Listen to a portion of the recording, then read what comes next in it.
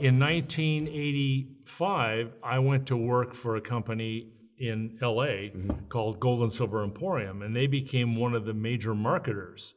And one of the things that we did, we had an in-house grading service. We had cardboards. You may have seen them. They're rectangular. Sure, Gold and Silver Emporium had a $10 Indian head logo on it. And it was I was plastic. I was the one who graded all those coins. Oh, really? Gotcha. And bought them. I'd go to the shows and buy them. Yeah.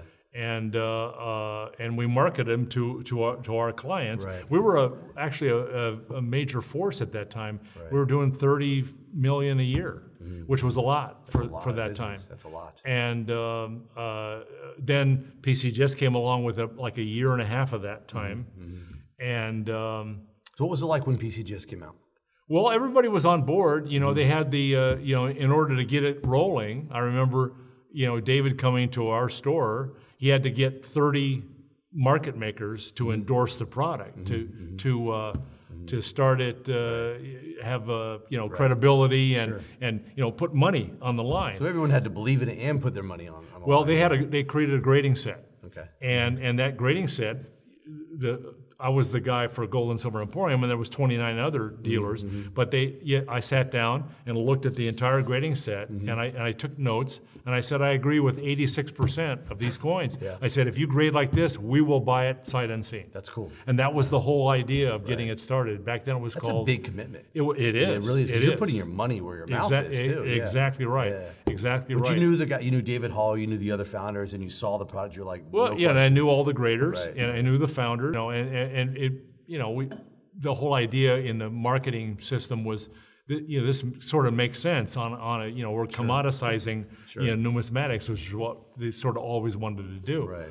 And so it took off, and then people started seeing the success, and then the funds came in, and the prices spiked. I remember, $15,000 for a MS-65 Indian. No, I'm sorry. Let me take that back. $35,000. $35,000. Imagine $15,000 today. Yeah. Right. Yeah. Right. Wow. Right. And and all those things went crazy. So I worked there from '85 to '89, and I was at that time I was a partner in the company, and the head of the company didn't want to divest himself of the inventory, and I saw the end of the line, and I thought, P-Mint walkers at $250 weren't a good deal, and that kind of stuff, and all those overpriced. 64 piece dollars were still $450. 64s. Wow, that's amazing. And we had inventory up the ceiling, and because I had an interest in the company, I said, I told them what my opinion, and long story short, I resigned. Right. They're like, no, Don, the market's not going down. Right. MS-64 P-Stars are going to $1,000. And that company we had a store on Ventura Boulevard in Encino, and down the street we had a whole fleet of sales guys on the phone that were selling that stuff. Within a year, the company had downsized, 3 people left on the staff and no salespeople. Wow. That's how bad the market went down. Wow. But I quit. I also got married that year, so I moved to San Francisco, where my wife was, and that's where my daughter was born. And I opened a office on Union Street in Cow Hollow. Wow. Okay, that's exactly what Union and what? On the corner of Fillmore and Union. That's 3 blocks. The coffee from roaster was right below me. That's 3 blocks from our shop. There you go. Yeah, I know. Yeah. So you probably ate at the IHOP when it was an IHOP. I did. Yeah. Okay. Now it's a and coin shop. I was there for the '89 quake. Right. Wow. Okay. And I remember closing my office and going home to watch the World Series, and the lights went out. Right. That was freaky. Yeah, that was something. So what kind of activity did you do on Union Street? Well, I was above an antique store, and it was all these art stores or antique stores, and but just I was. The market was so bad. I remember that all the bids that were being posted were disappearing. Right. Nobody was putting up bids, and everybody thought, well, the market's collapsing. I mean, a coin that was worth $1,000 had a $20 bidder, and but nobody would sell them. Right. But that's how nobody wanted it, because the requirements back then, if you posted a bid, they would quote hit your bid, Sure. and you'd be forced to buy it. So nobody wanted to buy in a down Right, market, so right. they all pulled their bids back, and the market, nobody knew where anything was for a while, and it was chaotic, So I've always been flexible. I diverted into all kinds of weird stuff. I remember getting the PCGS back then published the population guide. Right? It was printed. And so I just went down and looked wherever there was nothing, modern stuff, which is now normal. But back then I was a freak. You started to look at moderns in what year? 90, 91, 92. So what kind of moderns were you started to look at? I started breaking out proof Ikes Really? and getting them graded. I'd get a couple of 69s or 68s, and I would sell them at IntelliTrade. Right, Which sure, yeah. IntelliTrade, it morphed into Great collections, now great yeah, collections. yeah, But I mean, and I remember the guy that ran it was named Bernie Rome, and the person that worked for him was Julie Abrams. Works at Stacks, yeah. Exactly. And I remember one day Bernie called me and said, "Would you go on the?" It wasn't CCE. I'm trying to remember what it was called. It was called ANNE for a while, American Numismatic Exchange. It changed into something else, but we'll just say it was CCE for the sake of argument. He said, "Would you go on there and do a testimonial about how good you're doing?" I said, "Bernie, I love you, but it's not in my interest to tell everybody how good I'm doing, because if everybody else jumps into that deal, your I'm coins don't sell out." for as much. Yeah. So I kept my little secret, going, but that kept me liquid during that one period. of the first people to get moderns graded. It was there was a couple other guys there was a guy in Portland. I can't remember what he called himself. He was really, I mean, he slabbed everything that was, all the years of Kennedy halves and all of that, and he had all the high grades. But it was a small market back then. Nobody really, and real numismatists, kind of scoffed at him. But I remember getting $1,000 for a proof Ike. It wasn't even a silver one. Wow. It was a clad proof. Wow. And because Pop won. Yeah. Wow. It turned out that some guy, Bernie Rome, told me that it was a retired General Motors executive that was collecting Eisenhower dollars, wanted it, and he had to have it. Right, wow. Same kind of deal, and that's all morphed, to what we've got now. So what's the greatest collection you've ever handled, and what was in it? What really was you just dream about it all? You're like, wow, if I could have that again today. Wow. What was it? Well, I've helped, I've helped put together several different registry sets and dollars, and helped liquidate some of them. I've always been kind of an under the radar kind of guy, but I would say the coins that I handled the most eventually were when I got together with this. We created a rare coin fund. Yeah. This was back in 2001, and myself and my partner had money from a pension fund that was venturing out into other areas, and I wrote a business plan to have a wholesale trading thing, and we became a pretty big force in the marketplace. Really? Okay. From 2001 to say 2004 or 5, and our targets were going back to this thing about that 89 boom, where what went up were all the common stuff. The rare stuff kind of languished. Really did. Because it wasn't really, certification wasn't really created for the rarities. People don't realize that now. But back then it was designed to commoditize silver dollars, and things that were available in quantity, and make it a commodity. So I started doing price studies. And one of the things I remember when in 2001 buying our first Stella in '66 for $115,000. Wow.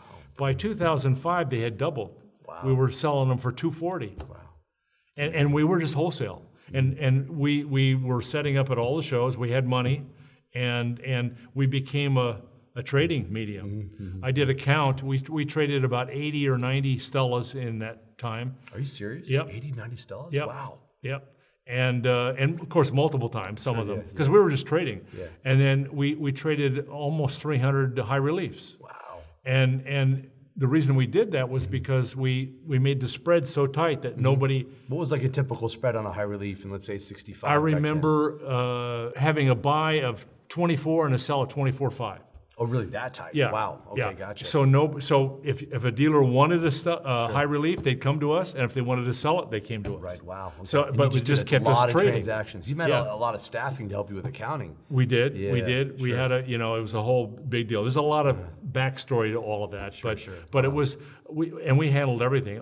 We ended up buying, which was not a good deal. The most expensive coin we bought was the 69 ultra high relief. Really? Wow. $3 million. Oh, wow. And my partner, I had a buyer for it. We were going to make a small profit, and he wanted to use it as a promotional item in going forward. And I said,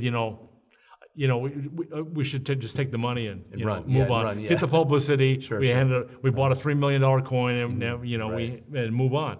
But that was the beginning of our end of our partnership, because that thing went down, and it finally, I think it recently did sell for more than we paid for it back then. But anyway, and everything in between. I mean, we had some fabulous coins. And all the high grades, and whatever, pan pack slugs in '67, and all these kinds of things. We were just trading coins left and right, patterns, gorgeous, just a lot. You just had a line at your table, like at the Long Beach show. Huh? We did. We had periods where we were so busy, and we had at the height of our company, we had 9 employees, including myself and my partner.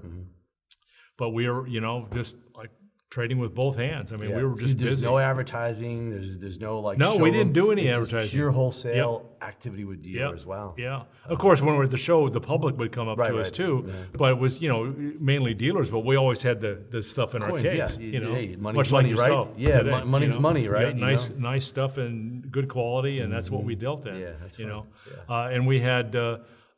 Rest in peace, Charlie Brown was. We hired him. He was one of the original graders at PCGS, and he and I had similar eyes for grading and all that kind of stuff.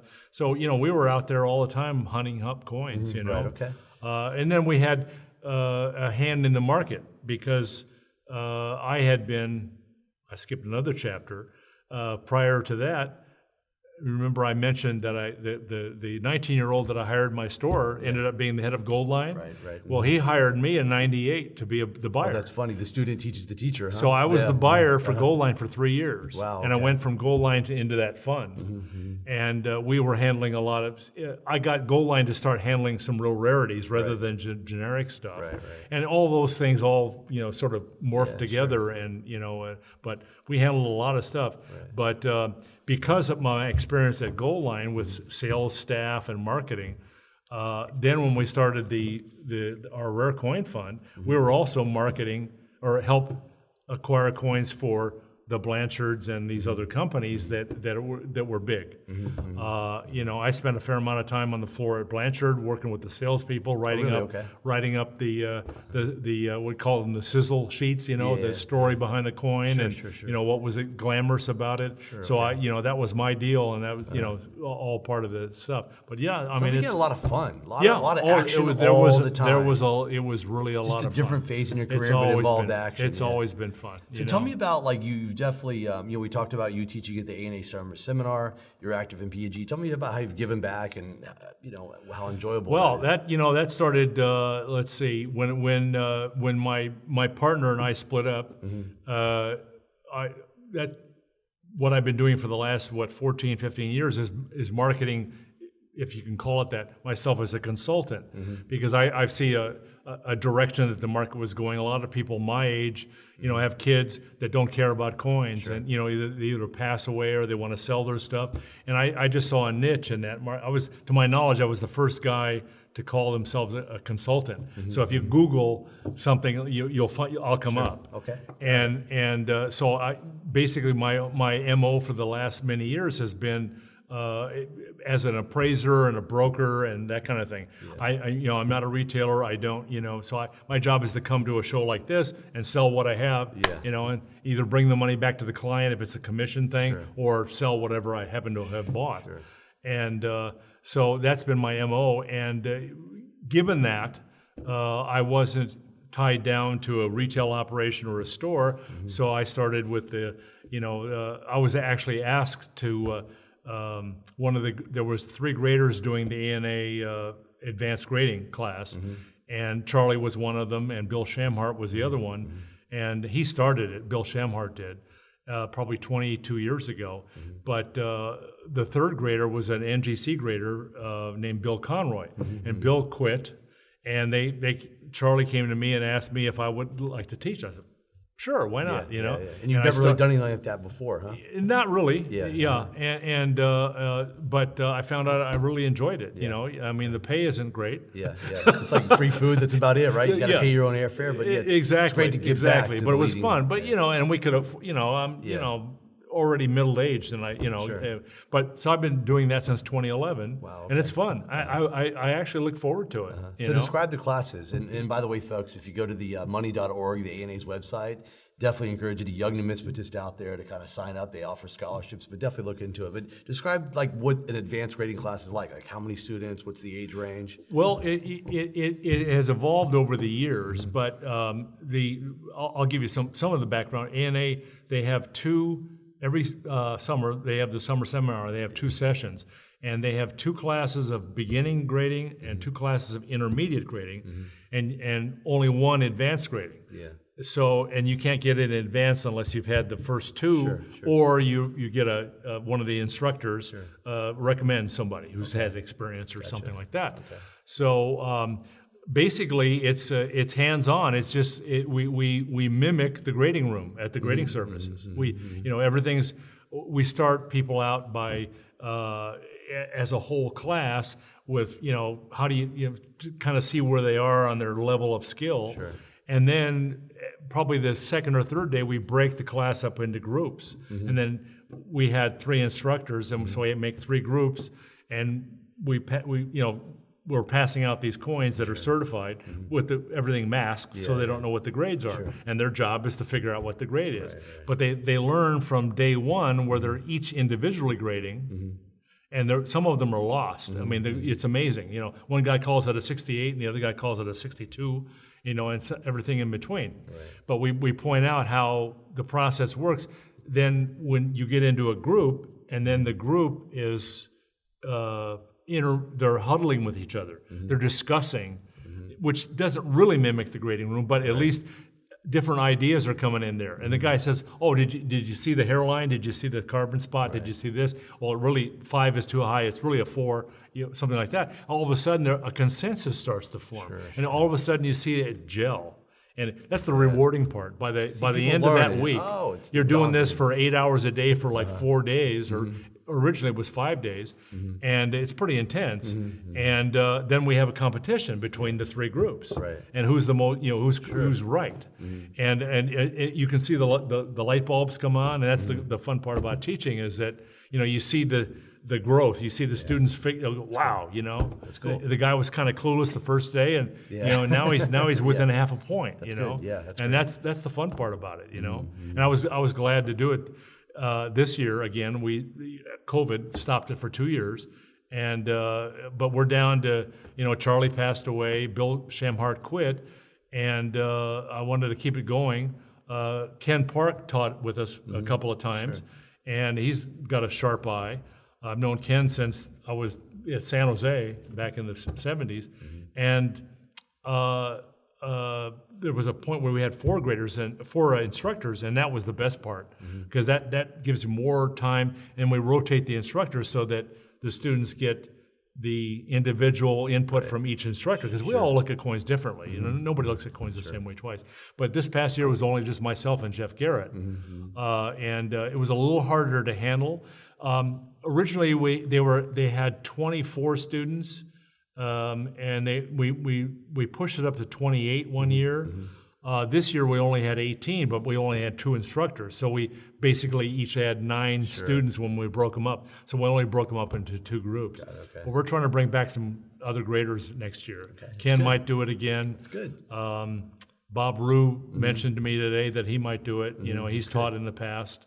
But it's just fun. It's we all care about the A&A. It's fun. So yeah, it's well, I making it enjoyed better. the, Yeah, yeah. and we always have, young numismatists, and you see the, it's good to see the 20-somethings and the teenagers that are, they're getting sharp, and there are a few, probably like yourself.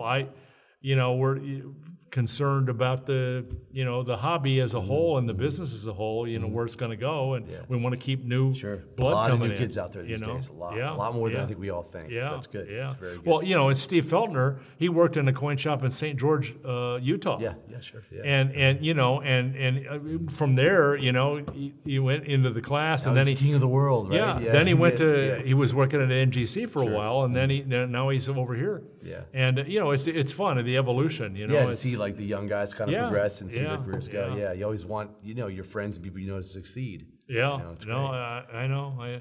My daughter came to visit here, and she was born in 1990, and and I'm walking around introducing her to dealers that I knew long before she was born, and and we're seeing the generation That's cool. That's fun. coming around. So that's the fun part. So that's what I really enjoy. So tell me this, Don. There's going to be thousands of collectors that watch this video on YouTube, and what advice would you give them on how to become a better collector?